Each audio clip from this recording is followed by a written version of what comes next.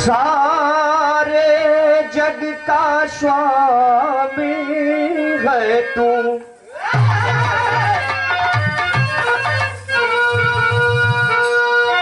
तू ही सबका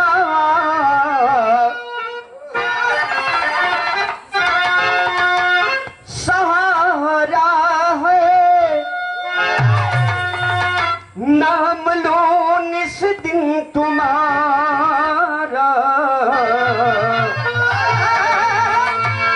पहला कर्म हमारा है।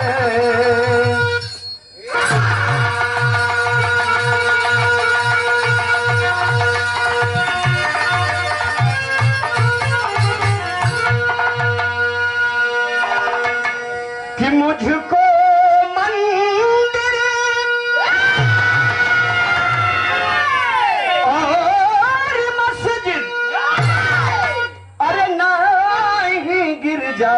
घर मिले, अरे जब मैं जगह देखूं मैया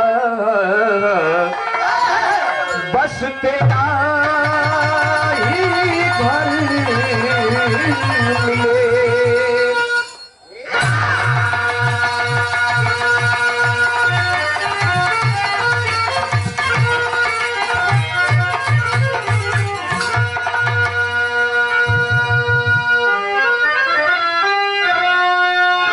अरे जननी के जननी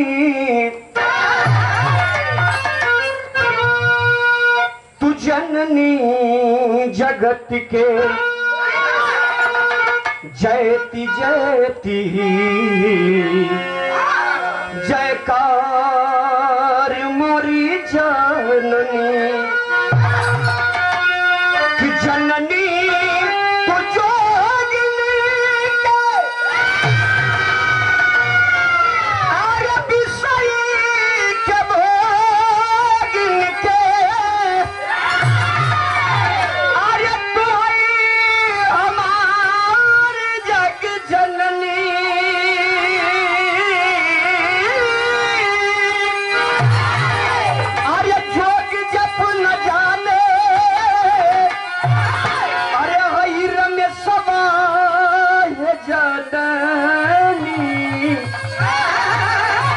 बाट एकदम गवार मोरी जननी।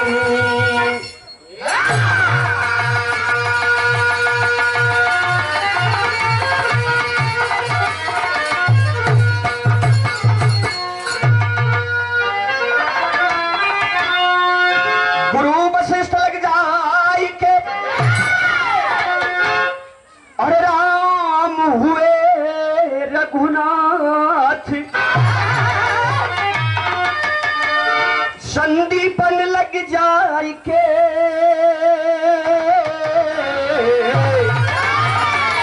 अरे शाम हुए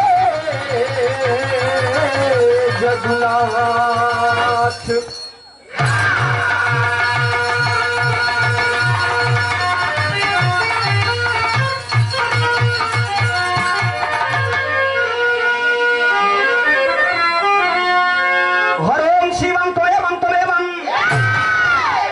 जटाशीषमौलम कालम करालम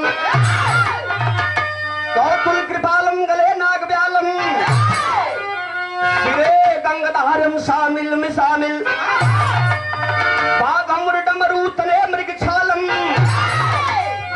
अरे हरे कष्ट भय भीत जगत ज्वलित ज्वालम, ज्वालम कवि श्यामला